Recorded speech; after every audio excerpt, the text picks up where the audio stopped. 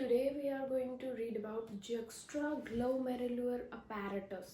तो juxtaglomerular apparatus क्या है?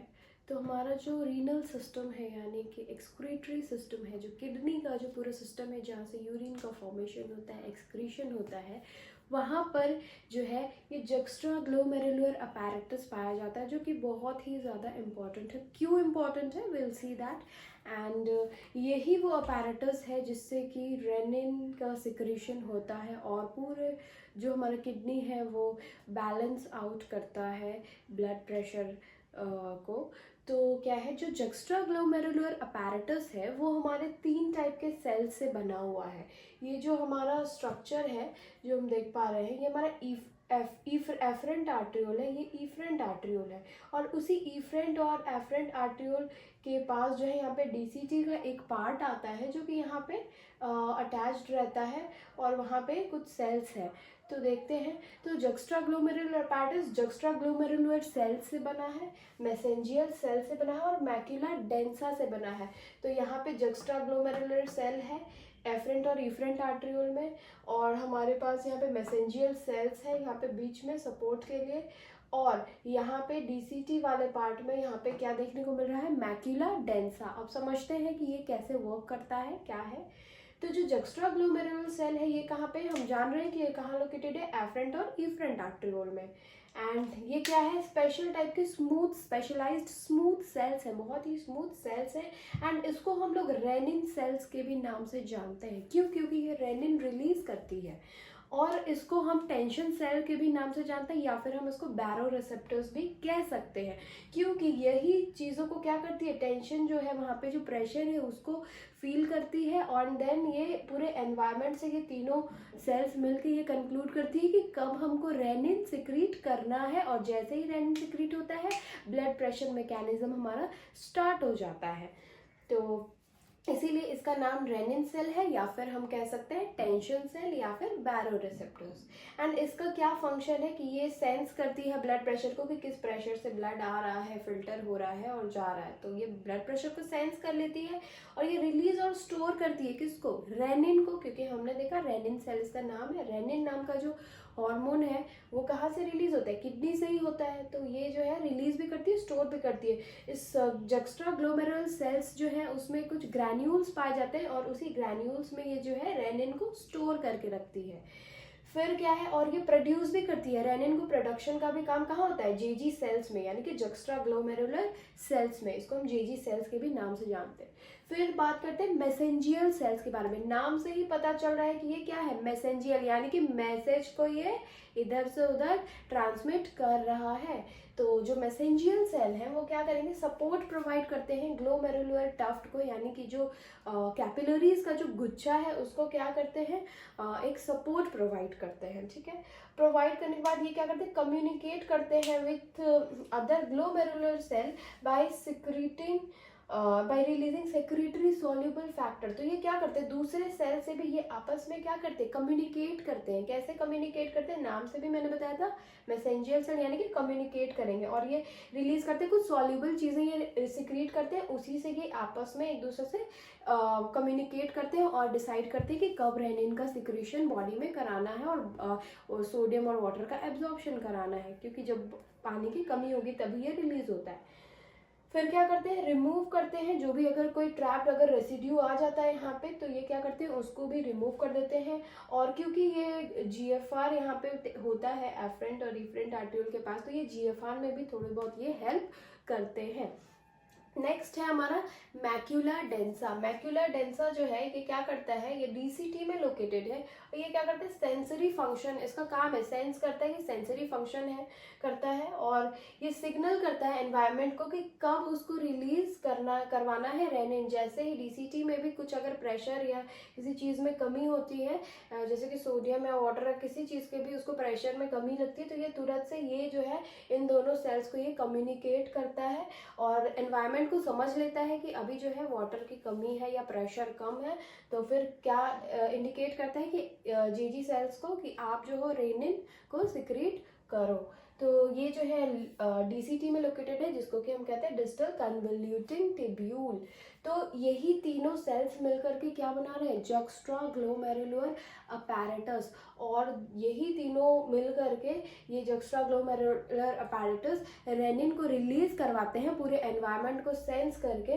और जैसे ही रेनिन रिलीज होता है तो रेनिन का काम है वाटर का एब्जॉर्प्शन कराना। जो अगर जैसे हमारे बॉडी में वाटर का वॉल्यूम कम है या लो ब्लड प्रेशर है, इलेक्ट्रोलाइट्स कम है, तो वो तुरंत से ये सेंस कर लेते हैं और रेनिन को सिक्रीट कराते हैं। और जैसे ही रेनिन सिक्रीट होती है तो हमारा बॉडी क्या करता है, वाटर, सोडियम, ये सब चीज़ को एब्जॉर्ब करने लगता है और हमारे बॉडी में जो ब्लड वॉल्यूम है उसको मेंटेन करता है। तो यही था हमारा juxtaglomerular apparatus. Now we will see RAS system. तो रास सिस्टम क्या है? R stands for renin, A stands for angiotensin, A stands for aldosterone and S stands for system।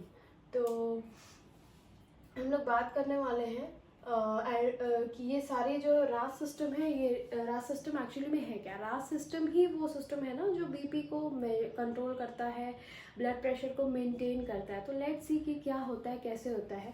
हमने पहले पढ़ा जेजी सेल्स के बारे में, जक्स्ट्राग्लोमेरुलर अपैरेटस के बारे में, जो कि रेनिन को रिलीज करता है, कैसे केसेस में करता है। अब हम देखेंगे कि पूरा जो सिस्टम है, ब्लड प्रेशर का जो मैकेनिज्म है वो कैसे मेंटेन होता है। तो रास सिस्टम में होता क्या है, जैसे ही रास सिस्टम एक्टिवेट होता है और सोडियम और वाटर का एब्जॉर्प्शन होता है जिससे कि बीपी कंट्रोल होता है। तो बेसिकली यही होता है इस सिस्टम में, जो हमें समझने के लिए है। तो ये कैसे होता है? तो जो हमारी किडनी है, किडनी क्या करती है, वहाँ पे जक्स्ट्राग्लोमेरुलर अपैरेटस है, मैंने 3 सेल्स का भी जिक्र किया था। और यही जक्स्ट्राग्लोमेरुलर अपैरेटस में जेजी सेल्स है जो कि रेनिन को क्या करती है, बनाती भी है, स्टोर भी करती है और सिक्रीट भी करती है। तो जैसे ही रेनिन का सिक्रीशन हुआ तो इससे क्या हुआ, रास सिस्टम का एक्टिवेशन हुआ। तो रास सिस्टम किस किस केस में एक्टिवेट होगा, समझना हमें ये है कि रास सिस्टम आखिर एक्टिवेट होगा तो क्यों होगा। हमने पहले भी बात किया था कि जेजी अपैरेटस है वो एनवायरनमेंट को क्या करती है, सेंस करती है, ब्लड प्रेशर को देखती है कि कितना है, तभी वो सिक्रीट करती है। तो दैट मीन्स ये रास सिस्टम जो है ये तभी एक्टिवेट होगा जब ब्लड प्रेशर कम होगा, या तो एक्स्ट्रा सेल्यूलर फ्लूइड कम होगा, या तो सोडियम कम होगा, या ब्लड वॉल्यूम हमारे बॉडी में क्या होगा, कम होगा। तो जैसे ही ये सारी चीज़ें होंगी, अगर ऐसा कुछ होगा तो हमारा जो रेनिन है वो तुरंत में रास सिस्टम एक्टिवेट होकर रेनिन का सिक्रेशन होगा, क्योंकि उसको एनवायरनमेंट से ये सेंस मिला कि अब हमको क्या करना है, रेनिन को रिलीज करना है। तो जैसे ही रेनिन रिलीज होता है तो वी विल सी कि जब ये ब्लड में रिलीज हुआ तो ब्लड में ये जाके मिलता है एंजियोटेंसिनोजेन से, एंजियोटेंसिनोजेन। तो एंजियोटेंसिनोजेन क्या क्या, ये लीवर में प्रोड्यूस हुआ था, ठीक है। तो ये एंजियोटेंसिनोजेन ब्लड में जाके रेनिन जो है ब्लड में जाके एंजियोटेंसिनोजेन से मिला तो ये कन्वर्ट हो गया एंजियोटेंसिन 1 में। और जैसे ही ये एंजियोटेंसिन 1 में कन्वर्ट हुआ उसके बाद क्या होता है, ये जो हमारा एंजियोटेंसिन 1 है ये 10 एमिनो एसिड से बना हुआ है और ये इनएक्टिव फॉर्म में था।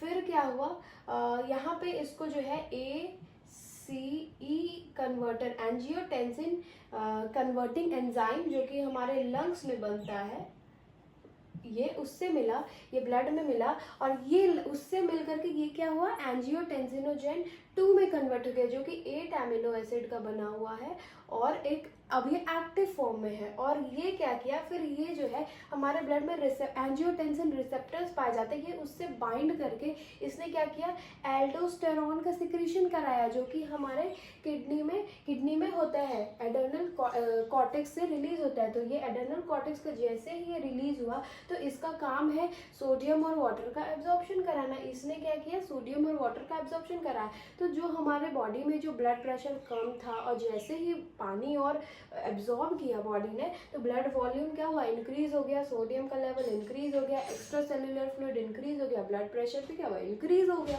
इसी तरीके से जो है हमारा ये रास सिस्टम काम करता है और हमारा ब्लड प्रेशर जो है मेंटेन होता है। और जो ये हमारा रेनिन है, ये रेनिन हमारा 340 एमिनो एसिड से ये बना हुआ है और यही जब ब्लड में मिलता है एंजियोटेंसिनोजेन से तो फिर ये क्या बनाता है, एंजियोटेंसिन 1, और फिर ये 1 जो है 2 में कन्वर्ट हो जाता है ACE, एंजियोटेंसिन कन्वर्टिंग एंजाइम के थ्रू, जो कि लंग्स में बनता है।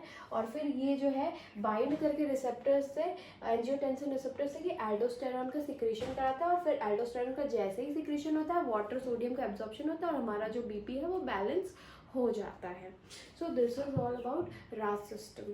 Now we will be reading about function of kidney की। आखिर जो किडनी है, हमने जो पूरा एक्सक्रीटरी सिस्टम देखा कि कैसे क्या हो रहा है, तो वो किडनी आखिर क्या क्या फंक्शन करती है। तो किडनी का मतलब सिर्फ ये नहीं होता कि वो एक्सक्रीट करती है, हालांकि एक्सक्रीट तो मैंने लिखा भी नहीं है, आप 6th पे यहाँ पे